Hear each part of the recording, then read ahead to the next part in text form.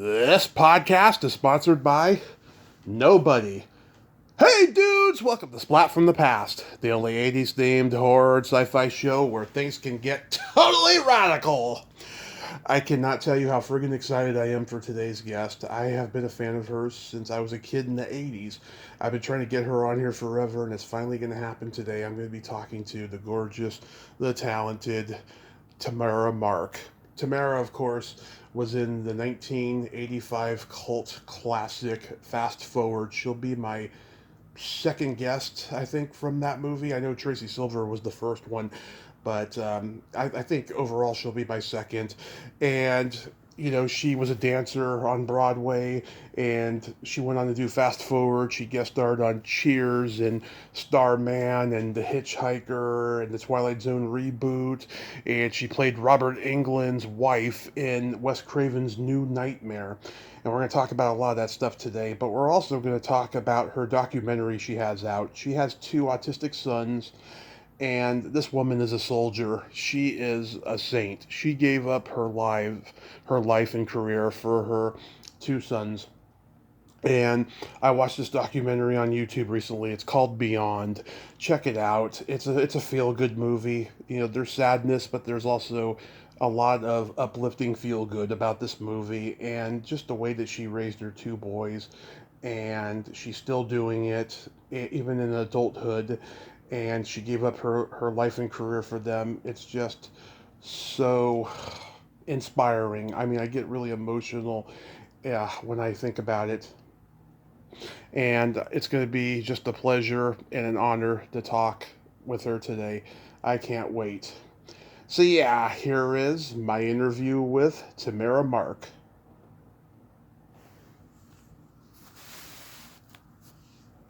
Hi, Tommy. Hey, Tamara, welcome to the show. How are you today? Thank you so much for having me. I'm doing well. How about yourself? I cannot tell you how, oh my God, happy I am that we're finally doing this, you know, because I've been a fan forever, and I thank you so much for taking the time today. Oh, my goodness. I'm so touched that you even would want me to be part of it. So thanks for the invite, and I really appreciate you doing this. And I wanted to ask you, Uh-huh. how did you get, how did this become your inspiration to do a podcast the way you've been doing for so long? It's amazing. I had a car crash in 2015 after a decade of doing stand-up and then drinking and everything else that came with it.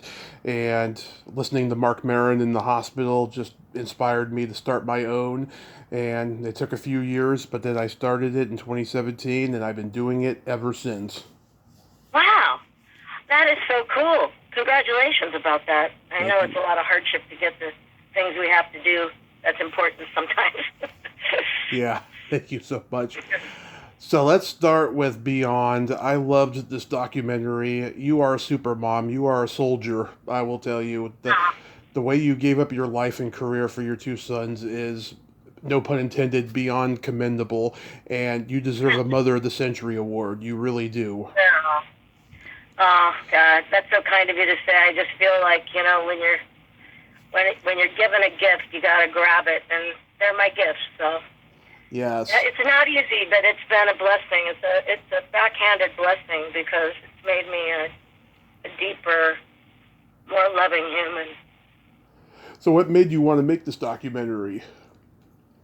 My main purpose of always wanting to make a documentary, the way the whole thing happened is just so serendipitous. It's like, you know, the divine intervention of life. But I'd wanted to, for about 5 years, I'd been putting it out to the universe, kind of like probably you, how long it takes to bring something into fruition. But I had a real desire to have someone follow our lives just so we could put it out there what families like us live every day. Because it's really not the side of the spectrum that people really, we're the invisible side of the spectrum. Nobody really wants to see who we are and what we're about and how challenging and beautiful at the same time it is for the families. But we're so under-supported, even though it appears there's so much support around us. So that was my real intention to wanting to do it. And the way it happened was just, like I say, the director, Tiago Dado, and Drew Miller, the producer, are just amazing humans on the planet. but he was making a documentary called Where's Nancy, and it was about a Caltech genius woman who got early Alzheimer's and moved back to the Midwest, but came out to L.A. to LACMA to go to the museum with her husband on vacation. And the last video they have of her is her walking out of the museum. She had gone to the bathroom and she wandered off. So Tiago did a documentary, and it was about this woman's life. And he went down to the LA sheriffs because they were doing something to get tracking devices given to people that have Alzheimer's, dementia. And we as parents were fighting for it to become for kids like Ian and Harry, who are non-speakers that wander off and run off and get lost, and that bad things happen. So my friend Azita, she was kind of spearheading it with the LA sheriffs because she was on the council at the time. And at the end of it, she told Tiago, if you're going to ever make a documentary about autism, you should meet my friend Tamara and her two boys. And a year later, during COVID, he reached out to Azita in a text and said, I can't remember your friend's name, but you think she'd be interested in me filming her for a day. And that's how it happened. We had a Zoom during COVID, and it was in 2020. And he followed me starting on a Thanksgiving, and it was going to be a one-day shoot, and it turned into a year. It went from Thanksgiving to Thanksgiving. And that's what Beyond is, 1 year in the life of Ian and Harry and Tamara. Yeah. Oh, that's so beautiful. Yeah, I love how you called out the system in it, because I lived in 2 group homes when my mom and I were homeless years ago, and I got sexually assaulted in one, my clothes were stolen in one, my entire Social Security check was taken in one of them. The first one got busted for child trafficking years later, and they're in jail for life. And I got some PTSD when I saw the news report, but I'm so glad that justice was done, at least on that. Wow. And it's just horrible what they do. And I mean, you're such a vulnerable, innocent person. And I think that, children, and then you think of the elderly, and then you think of people with severe disabilities, or people like Ian and Harry. How long did it take overall to make the documentary? Well, he started on Thanksgiving of 2020, and he followed me to the following Thanksgiving and maybe another couple weeks past that, so like a little over a year. And then it took him, I think it took him about, that's a really good question. Not sure how long it took him to put it all together, but he did it in he had so many hours of footage. Wow. And I saw it on YouTube. Is it going to be available anywhere else? Presently, that's where they just put it up. They just put it up for free on YouTube on Mother's Day. Tiago did. I know we're going to be in another film festival up in the Redwoods, somewhere in Northern California, coming up here. Oh, I'm in Modesto. Let me know. Oh, you were? Oh, yeah. We're July 14th, 15th, 16th, I think, he told us yesterday, we were talking to Tiago, and there's a film festival that we've been entered in that they're going to screen it on a big screen out under the Redwoods. So, I mean, that sounds pretty cool. That is. You want to go? Yeah. Oh, yeah. I mean, if the timing's right, absolutely. I mean, fate has led us here now, but hopefully, we can sustain that. It's not easy for me to get around here in Modesto. I'm still learning everything. We've been here a year now. Oh yeah. Yeah. I have some really close friends that's been living up there for years. She used to be an actress dancer too. She lives in Modesto. Nice. So let's go back in time and find out why I'm your biggest fan. Did you gravitate toward dancing and acting early on in your childhood? Yes, and I always say I came out dancing. I have an older sister, and when I was 3, I think I was a little before 3. She was taking dance lessons out in North Portland, and I would go and watch her, but I'd stand at the door, and I could do everything they were doing. Yeah. So my mother decided to put me in dance classes, and I started tap dancing when I was 3. And every time we do our performances, would be at the Veterans Hospital somewhere out in Portland, Oregon.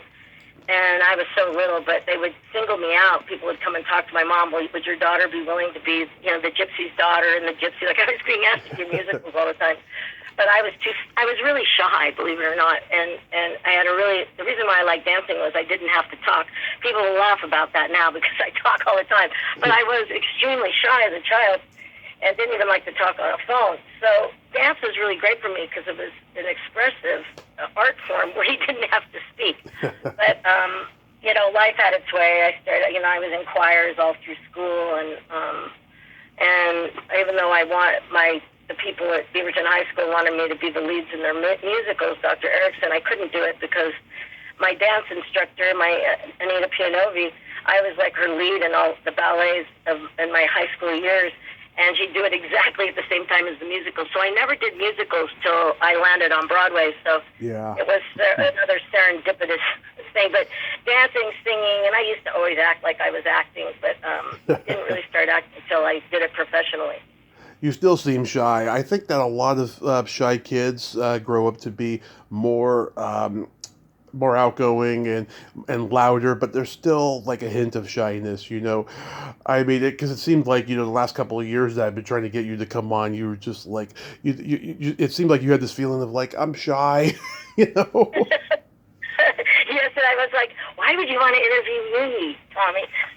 So I really appreciate it. It's great to meet you this way, get to know you. Yeah. Are you trained in all types of dancing, even tap? Yes, I was professionally trained in tap, ballet, modern, jazz, Spanish, flamenco, mime. I used to go to dance camps. I had dance scholarships all over the country when I was a kid. My first one was the San Francisco Ballet for a summer, which is a whole story in itself. I'm a San Francisco boy. I don't mind hearing it. Well, my parents dropped me off I told them that I would go and do the scholarship for the summer if I didn't have to. The only places they offered underage kids, because I was like 13 or 14, was in a convent. It was with a group of nuns. I could stay there, and I said, well, I won't go if I have to live with a bunch of nuns. So they had another housing, and it was a welfare housing, and two of my friends came along with me. They weren't on scholarship, but they paid to come down for the summer. And my parents drove us down with my little black and white TV and shut the window with a nail, the fire escape window with a nail. I said, well, best of luck, kids. And we spent weeks, there was like blind men that run up the stairs every day. And at the end of the day, there was a guy that was drunk out in the hall, in his underwear, and rats on the counters where we ate. I mean, it was really an experience of awakening to become, a little more not so green. It's just like, wow, this is what the world's about. But yeah, there were rats on the counters, and where we had food, sitting pies, and it was a crazy experience. But it was beautiful. It was, San Francisco Ballet. But that happened, and then I went up to I had another scholarship with First Chamber Dance Company up in the San Juan Islands. They had it up at Port Townsend, and we danced like 12 hours a day. Wow. And they had teachers from all over the world, and they were actually chanting Buddhist, this group, this summer dance laboratory people, First Chamber Ballet. And they were like wild. They were fun. We were vegetarians. We only fed vegetarian food. They would chant in the morning, and we danced 12 hours a day. I started at 7:30 in the morning with ballet, and then I'd go to points, and then you'd go to a pas de deux class, and then you'd have modern teachers and flamenco teachers. I mean, all of them were famous. I didn't know it because I was a kid, but it was an incredible experience to just immerse myself in every form of dance art form, which really set me up for Broadway and film and everything I ended up doing. Wow, that is amazing. So after high school, did you just go straight to New York? No, what happened after high school, I graduated early, and I was in a ballet company in Beaverton or Portland where I lived, and did my performance that summer. And then I thought, I'm going to stop dancing. I'm going to go to college. So I said that was it. I was going to go to University of Oregon and study languages. Ironically, I was going to study language, and I was going to try to be an interpreter or travel. I wanted to go to school in France after a couple of years, but I went to U of O, and I took one dance class as a PE class, and I didn't realize that University of Oregon had a huge dance department that was actually very good.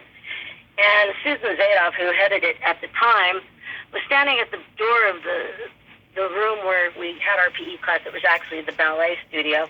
And she said, hey, you, she pointed to me and she goes, you come here. So I went down to her office and she said, what are you doing in there? And I said, well, I'm taking a PE dance class. And she goes, no, I mean, why are you there? Why aren't you with me in this dance department? And I said, well, I didn't really know that there was one. She goes, well, I'm changing all of your classes because you're going to be in this with me, and you're going to be able to lead in the dance things we do here, performances, and we're just going to have to change your schedule. So, and she goes, and with a name like Tamara, she goes, why are you going by Tammy? Because I came from Beaverton, everybody called me Tammy.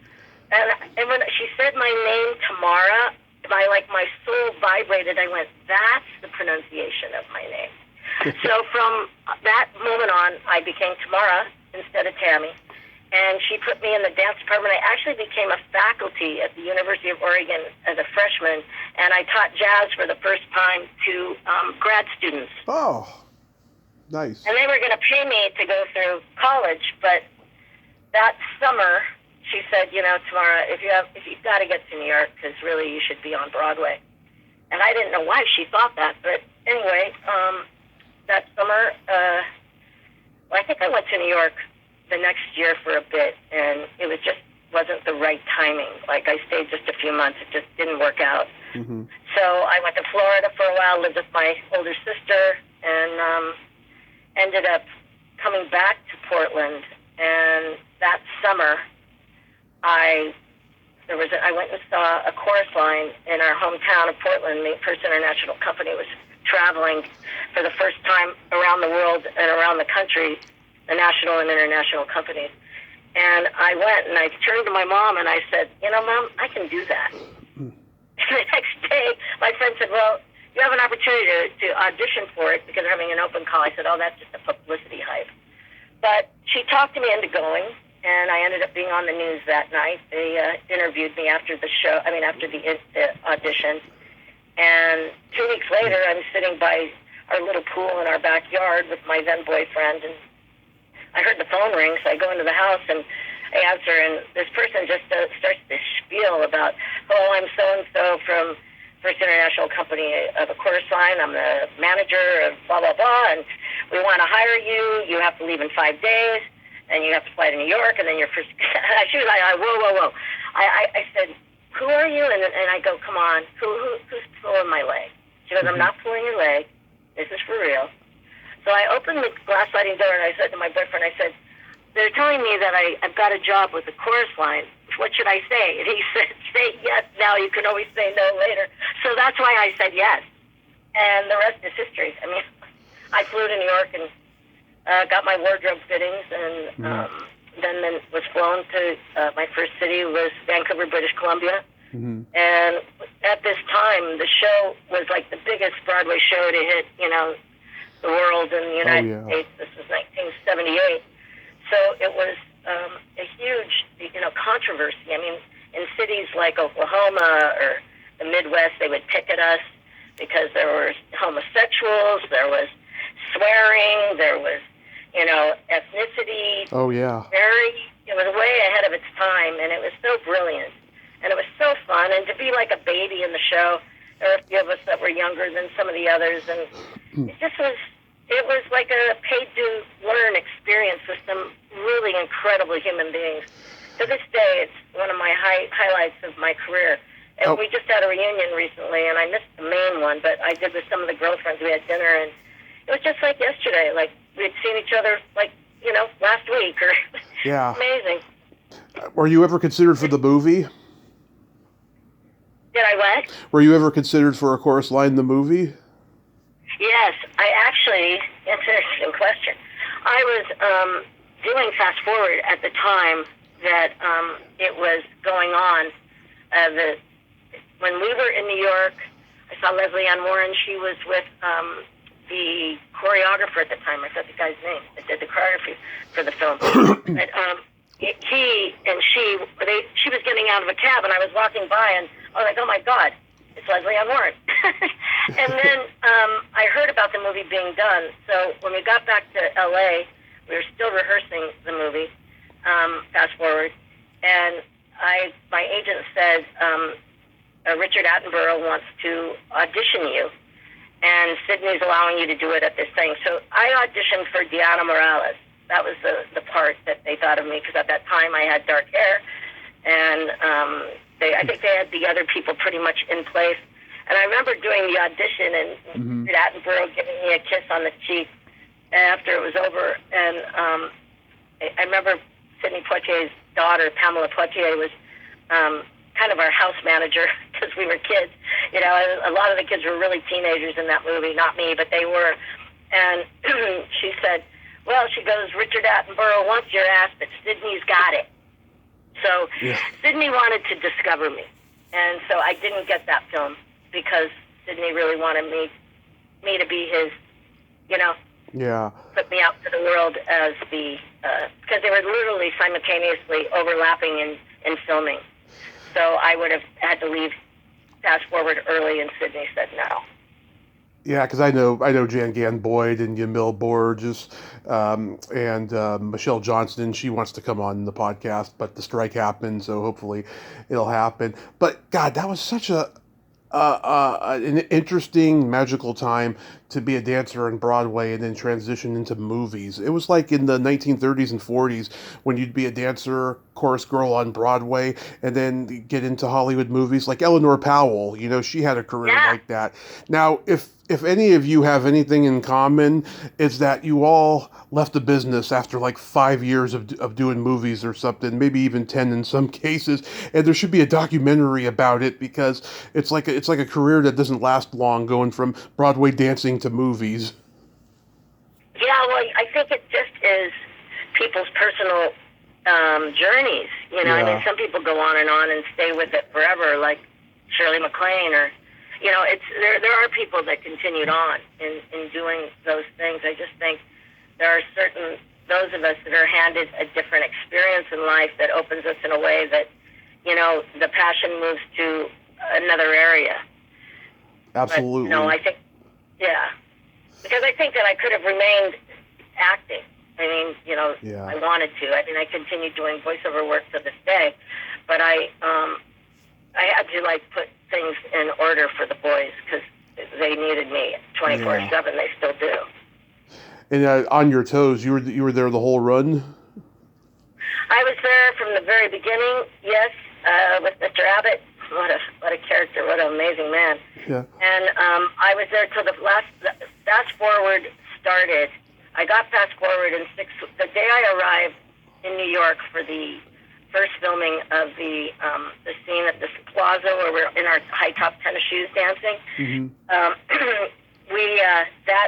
We flew to New York, and the day we landed in New York, On Your Toes was closing that night. Yeah, God. So I was just 6 weeks out. So I was there till almost the whole run. It was only 6 weeks that I wasn't part of it. So then, the national company, Mr. Abbott, came out to LA with the cast, and he wanted to meet me after the show. And I hadn't seen him in 2 years. You got to realize that he was like 101 something time. And he put me in the audience. He waited for me. He wanted me to wait out in the audience. Came out and sat next to me. And he said, and he was like a 6'5", 6'6" man. He's very tall, and he had this voice, and he talked, you know, a certain way. And he just said, well, he goes, I'm doing this little show called Damn Yankees and Revival, and I told everybody I want you to be Lola. And he goes, they want some actress in New York, but I want you, because I know who you are, and this time the rest of the world knew it too. But he was such a character, and they went with someone in New York. I think it was my friend Allison Reed, because she was living there. But she's great. Yeah, I think she was the one who ended up doing it because I lived in LA and they didn't want to pay for relocation and all that stuff. So that's So, the way it went. is that where you were found though? For Fast Forward, was On Your Toes? I actually was being sent out on acting jobs Okay. and doing a lot of. I did a lot of commercials. I mean, with Lester Wilson, he was like the most amazing choreographer, director. He was so fun. He had me in like everything I could. I did a ton of big commercials, a lot of dance commercials, but and singing commercials. But he, anyway, I went to I was sent on an audition through a manager I had at the time to Joy Todd's office, and it was actually a reading with. And Sidney Poitier was already there. So I was brought in because I guess they knew I was a dancer. But after I left, he told me later that once I walked out of the office, he said, I sure hope she can dance. Because he'd never seen me dance. But after that, he came and saw the show because I could see him in the audience, from the stage. He was very, sitting in the first few rows. So I thought, Sidney Poitier's here tonight. So I had a screen test with him. I had the day that I did the audition where he was going to see me dance with the rest of the people that were being cut down to a certain number of us. I had sciatica so bad that I could barely walk. The night they had to carry me off the stage that night, and I was off for like 5 days with, I couldn't move because I had sciatica. And they said, if you keep dancing with this, you're not going to walk or dance. Yeah. So after that, thankfully, I got through the audition, but it was all just sort of meant to be, I guess. Yeah. I mean, I've talked to Tracy Silver, and I love Tracy. Yeah, she's great. She and I were in the same company with B.B. Newirth and Shanna Reed, Lauren Tom. We were all in the same Susie Carr and chorus line together. Yeah, I also love Karen Copens. I've been trying to get her since day one. Hopefully, it's going to happen in the future. That would be, gosh.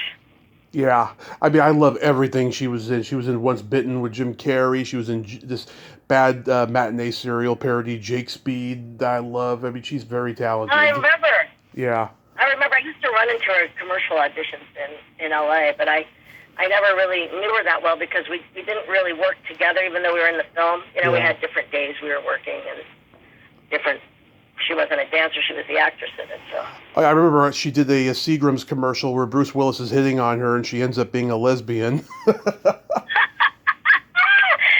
great.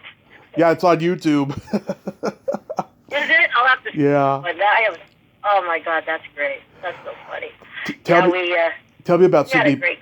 But tell me about Sidney Poitier. I mean, he's a legend. Yeah, I think you've probably heard me say this a number of times, but he was really my Hollywood dad. Yeah. I mean, he really took me under his wing, and during filming, I mean, we filmed Fast Forward we were on this for about 8 months, I believe, by the time it was finished. So we really all got to be family, and Sidney, gave Gretchen Palmer and I moved out here together from New York to LA, and after the film, and lived together for, a number of years, 5.5 years as roommates, and he gave us our first TV out of his house. We had a Thanksgiving at his house, and he said, "Hey, do you want that TV?" We're like, "Yeah, Dad." So he would take us to lunch all the time, and he set us up with Peggy Fury, the acting teacher who is the one who thrust me into my spiritual seeking when she died, and suddenly, and he was just an amazing human, and he helped me get my agents. If he didn't like somebody, he was very forthright with me. He told me that I shouldn't do TV. He told me I should wait and just do film. So I heeded his words for a long time, and then my agents were like, it's a different time now. Like, you can do TV and act, and film. So I started auditioning for everything, and I did a lot of TV stuff, and then was really close to hitting really big again, and I left on my journey. So, and then I came back, but the come and go actress. Yeah, and also Constance Towers was in it. She's also a legend. I know, I love her. Yeah, he had all legends in that. He had Irene Worth too, the woman woman who plays the British woman who. Oh yeah, yeah. She was an amazing British actress.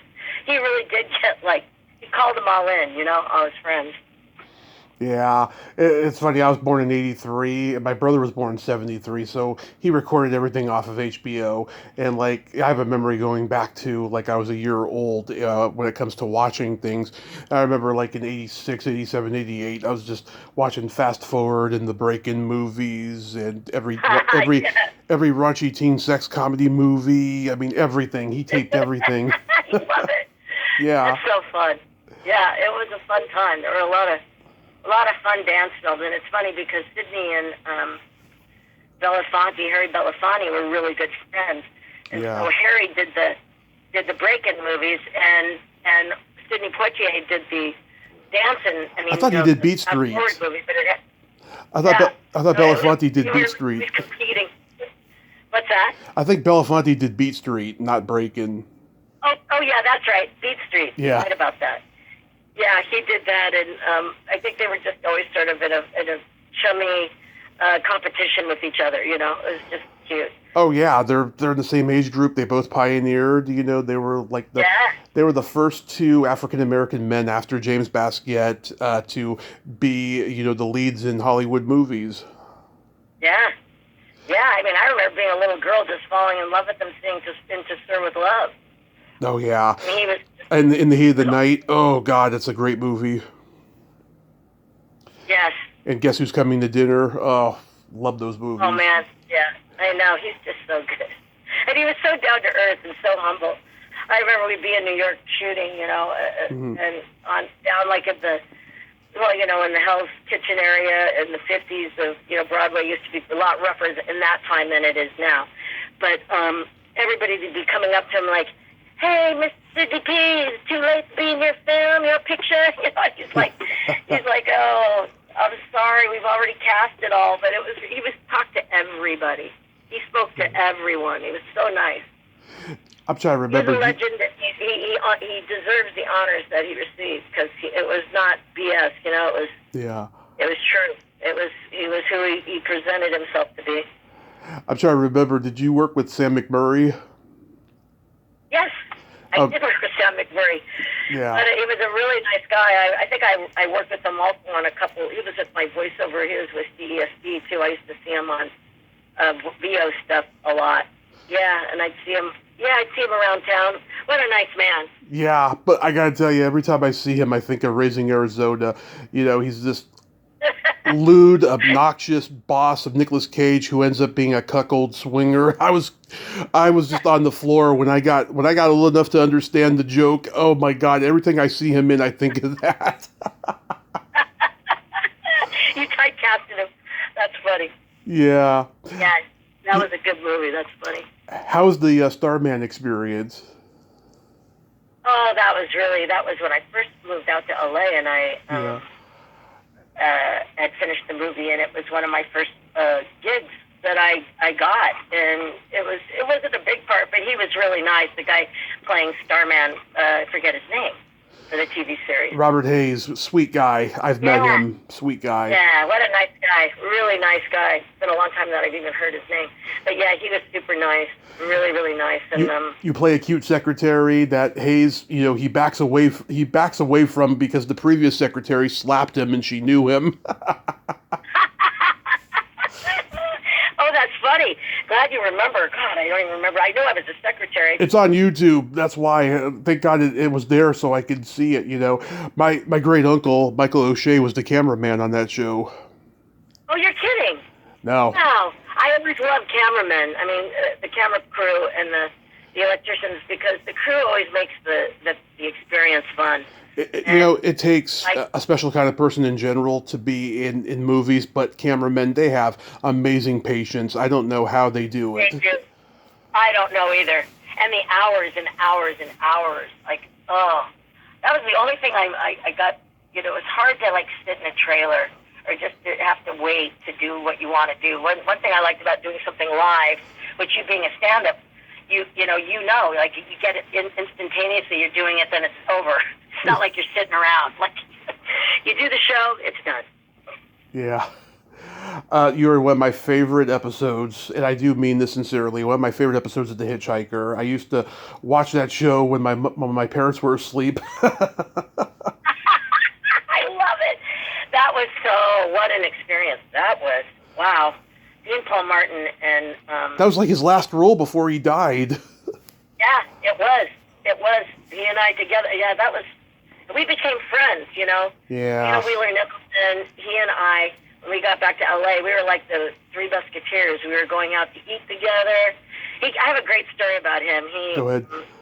He was acting like he was Steve McQueen when he was a kid. Yeah. So he would dress like him and walk like him, and then drive the car crazy through the streets of Beverly Hills, and the cops are following him. And they finally came to his dad, Dean Martin, and said, you got to do something because your son is causing a lot of trouble. He's going to get hurt or get someone else hurt.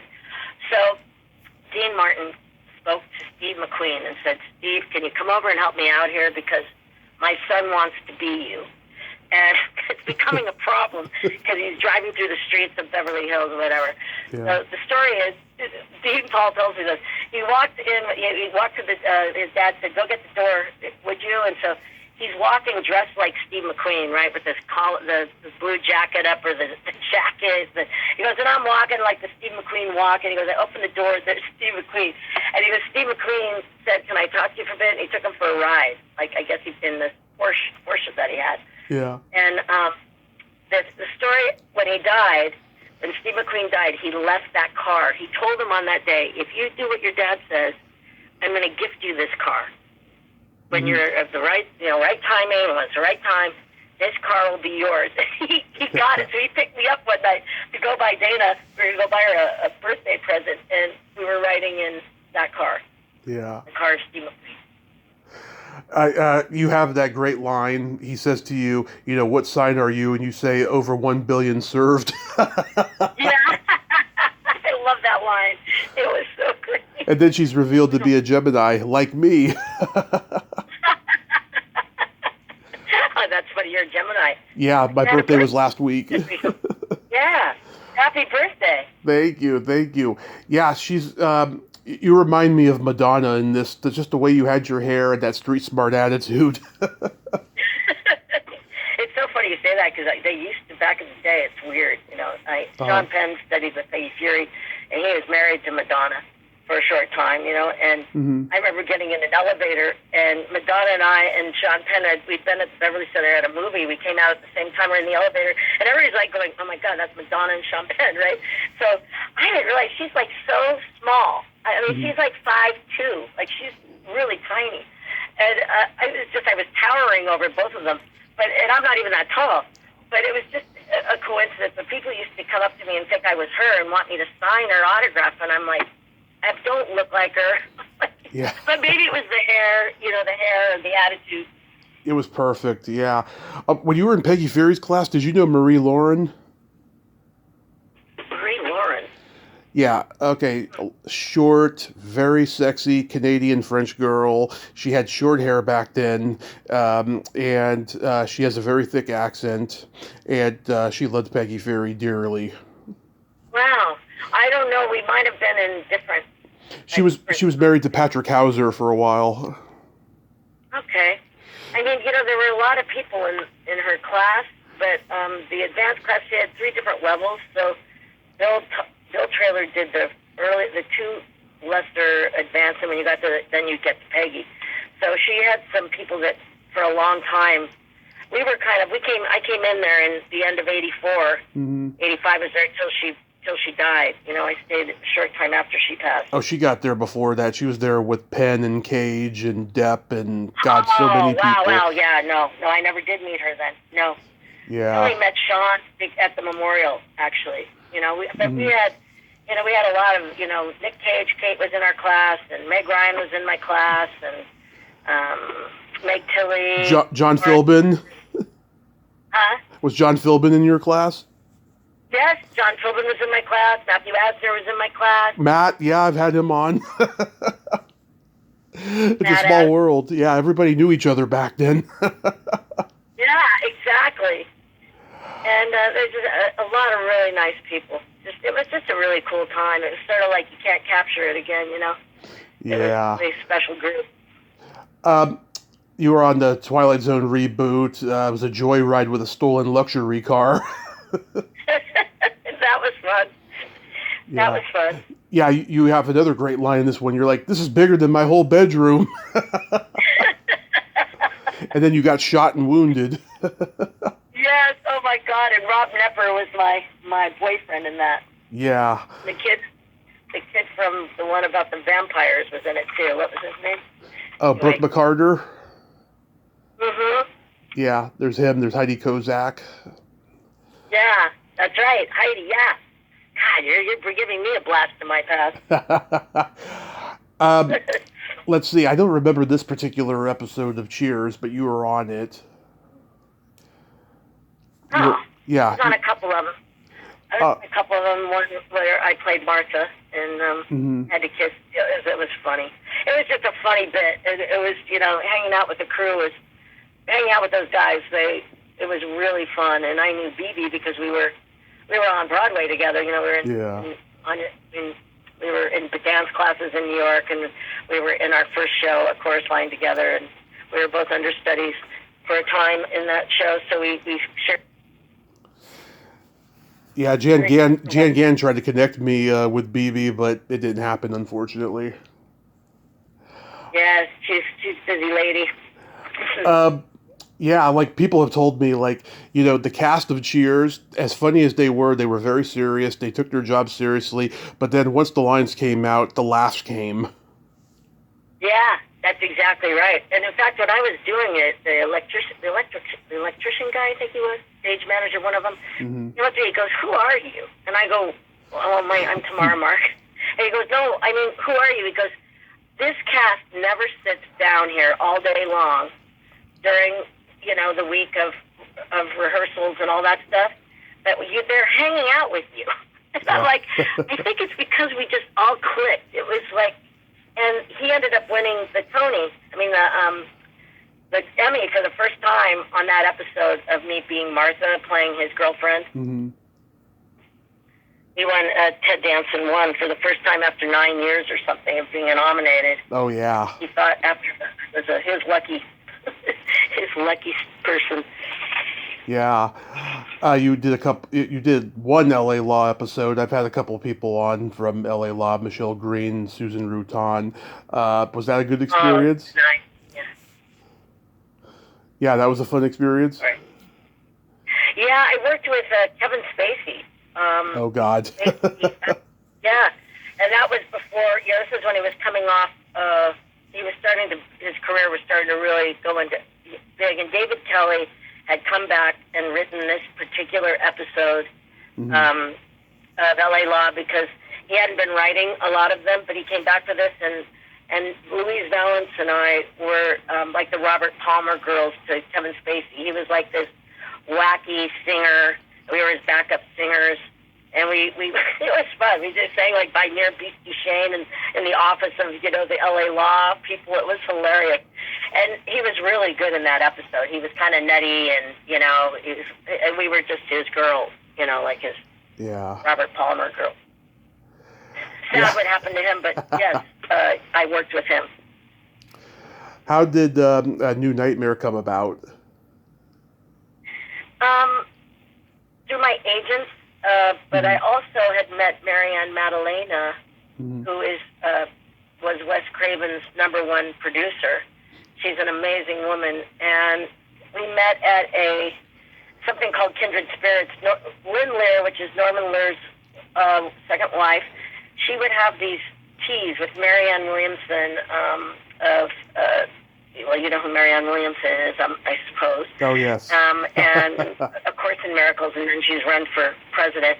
But back in the 90s, Lynn Lear would have these big Kindred Spirits teas, and she'd have speakers come in, like cool spiritual book people that were trying to make a difference in Hollywood by uplifting Hollywood through the entertainment industry, and met a lot of really cool people. I met Marianne there. And we went out to dinner or something, and then she said, Wes is doing a movie. I'd like to get you in on it. Like, she tried to bring me in on everything, and So she brought me in to play Robert Englund's wife, and he said after I heard her tell me later that when I did the audition and I left, he goes, "Now that's an actress." So that was probably my greatest compliment from him. He was a really nice man. I hung out with them quite a. Me and my mom met him in 2018 at a con, and we were in line for 2 hours and 30 minutes because he likes to talk to everybody for 10 or 15 minutes. He's just the sweetest, most generous guy.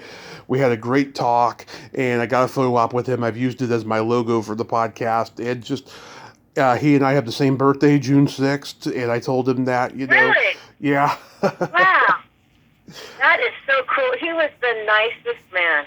He is. Really, truly. I feel like, the thing that's great about my unusual career, the way it all happened, is every single person that I worked with was sort of like a legend. So I got to learn from the best people on Broadway, the best actors in film, the great directors. I just, and even in TV, the same thing with the actors in TV. It was just a blessing. I feel very fortunate about that. Yeah, you get to beat your idols. Hopefully they don't disappoint you, and yeah, it's amazing how that works out. Yeah. I was curious, how did you become friends with Suze and Minda? Suze and Minda are through a writing group. Minda taught a writing group for those of us that were, wanting to be writers, on top of the other stuff we're doing. And it started out as a mixed crowd, a co-ed class at Catherine Curry Williams Guest House. And we started to be called more than a writing group because we all started hanging out. And we all started traveling together and having parties together. And when I could get away, it was always very difficult for me to be, even in class. I would come when I could. It was on Monday evenings, and if I had help, I could go. But, we all had to bring writing to the table every week. So it was fun. That's how I met Suze. And I've known Minda, the 80s. She and I met traveling with a channel named Mafu, which is one of those woo-woo stories of mine. Yeah. And I met Minda many in 1986. Yeah. Suze I've met at a convention in 2016. We became fast friends, and she's been on the podcast 4 times. We're planning a 5th in the future. She's fabulous.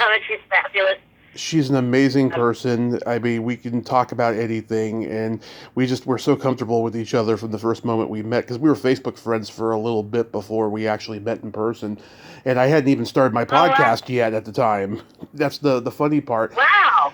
And Minda, she had heard about me. She started following me on Facebook and stuff. She doesn't want to come on and talk about Pretty Woman, and that's okay. But, she's funny as hell. She makes me laugh. Oh, my God. She's so fun. She's one of the most... She's just her own being and through. And she's such a talent, and she's so funny. And she's just, she'll tell you the truth. She's a straight shooter.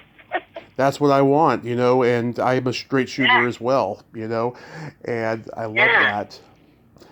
I'm curious, Tamara. So June is National Belly Button Month, and I love belly buttons. I was curious, are you an innie, outie, or in-betweenie? I'm an innie. Love it. I am too. I'm an innie. Yeah. I love it. I didn't know June was there. Yeah, I'm a deep innie, and I read this article years ago that people who have deep belly buttons are very kind, generous, caring, and they have a tendency to live longer. Oh, good. Let's go with that. Yes. I'm all for that. Oh, God. Tamara, thank you so much for finally coming on. This has just been so fantastic. Well, thank you for having me, Tommy.